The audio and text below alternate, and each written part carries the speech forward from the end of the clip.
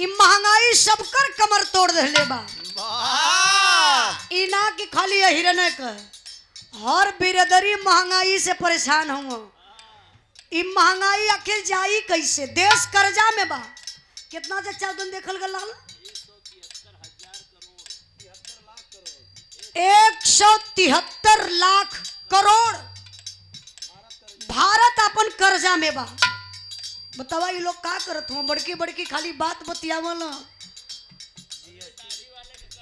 जरा सोचिए, बड़ी बड़ी बातें याद करते हैं कि हम गरीबी मिटा देंगे, ये कर देंगे, वो कर देंगे, लेकिन आपने तो सब कुछ बर्बाद कर दिए।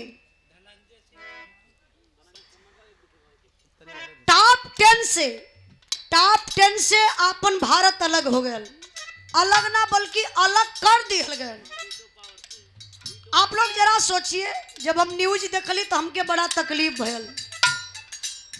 तकलीफ ही भयल कि अगर आज भी कोई भी चाहे तो भारत के साथ सकेला। कोई भी देश भारत पर आक्रमण कर सकता है। हम बताइला एकता में बड़ी दम बा, बड़ा एकता में पावर होला, लेकिन ये प्रधानमंत्री जी कुल पावर वे खाई गई नहीं।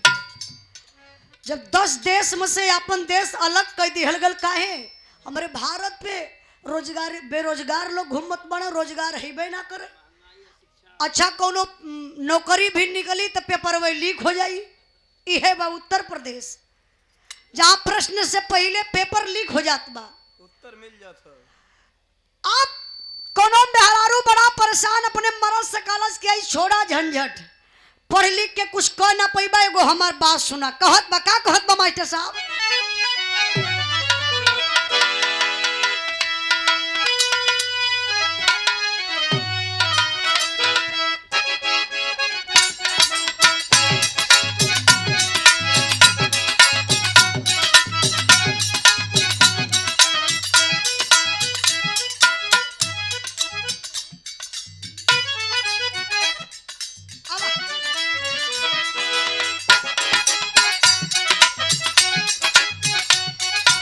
मास्टर साहब बड़ा बढ़िया गीत बजौलन। कोनो समझदार पढ़ल लिखल दुल्हीन बा, बेरोजगारी देख के बड़ा वो घबरा गई। अपने दुल्हा से कलश का जी देखत हुआ महंगाई चरम सीमा पर बा।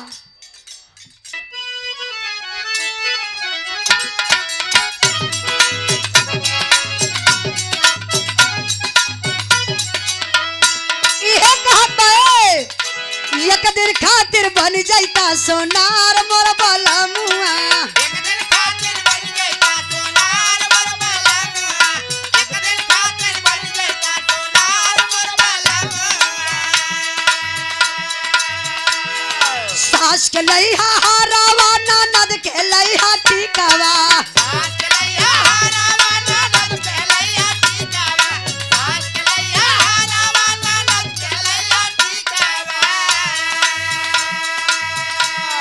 सास के लइहा हारावा ननद के लइहा टिकावा।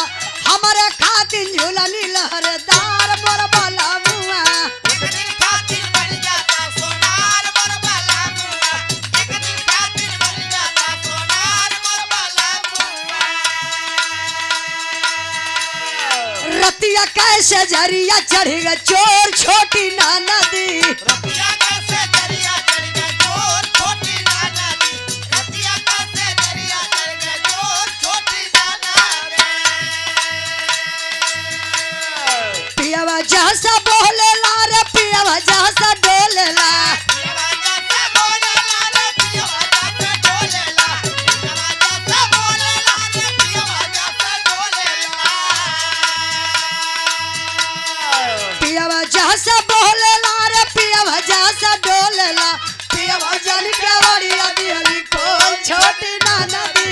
रतिया कैसे दरिया चढ़ गए चोर छोटी ननदी। रतिया कैसे दरिया चढ़ गए चोर छोटी ननदी। कावन कारणवा भौजी घर वही में बोलावेलो। यार जाई बोलावेल भौजी घर भाई में बोलावेलो। घर भाई में बोलावेल भौजी घर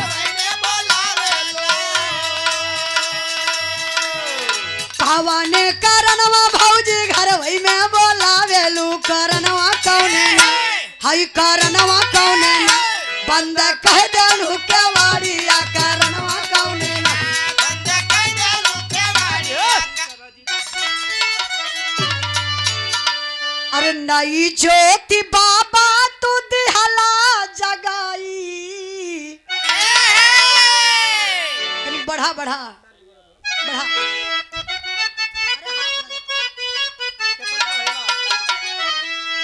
तर्ज बड़ी प्यारी बात तर्ज कौन बा अरे केतनो पढ़ाई बा तो ट्यूशन कराई बा अरे केतनो पढ़ाई बा तो ट्यूशन कराई बा गदहवा के कैसे आदमी बनई बा गदहवा के कैसे आदमी बनैला गदहवा के कैसे आदमी बनैला अरे नई ज्योति बाबा तो दिहला जगाई करनिया हो तोहर जुग जुग गवाई करनिया हो तोहर जुग जुग गवाई करनिया हो तोहर जुग जुग गवाई नई ज्योति बाबा तू दिहला जलाई करनिया हो तोहर जुग जुग गवाई करनिया हो तोहर जुग जुग गवाई अरे देखला समाज में फैलल बुराई तकला समाज में फैलल बुराई तकला समाज में फैलल बुराई छुआछूत के रोग कैसे मिटाई छुआछूत का रोग कैसे मिटाई छुआछूत का रोग कैसे मिटाई अरे लड़ी के तू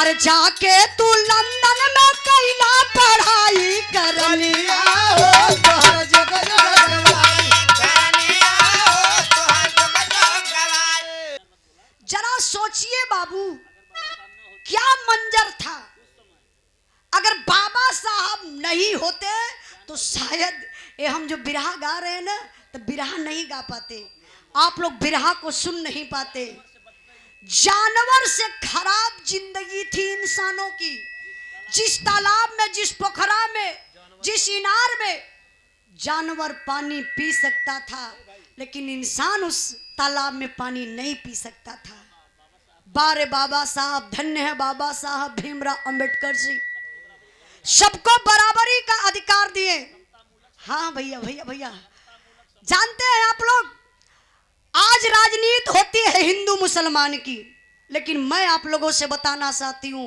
कि न हिंदू खतरे में न मुसलमान खतरे में अरे न हिंदू खतरे में न मुसलमान खतरे में अगर कुछ खतरे में है तो बाबा साहब का संविधान खतरे में बचा लीजिए आप लोग संविधान को जिस दिन संविधान मिट जाएगा उस दिन हम मिट जाएंगे और आप मिट जाएंगे इसलिए आप लोगों से कहना है आखिरी लाइन है क्या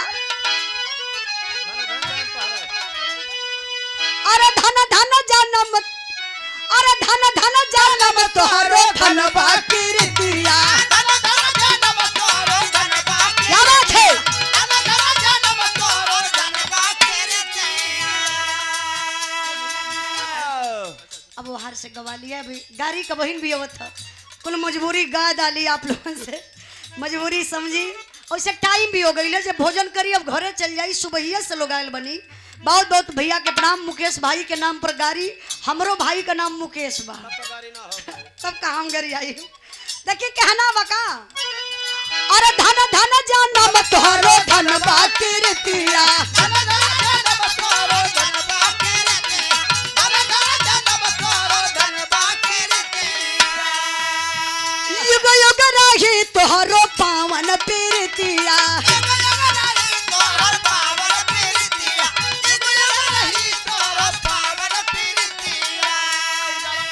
उजाला व प्यार लाल कैसे भुलाई करनिया हो तोहर जुग जुग गवाई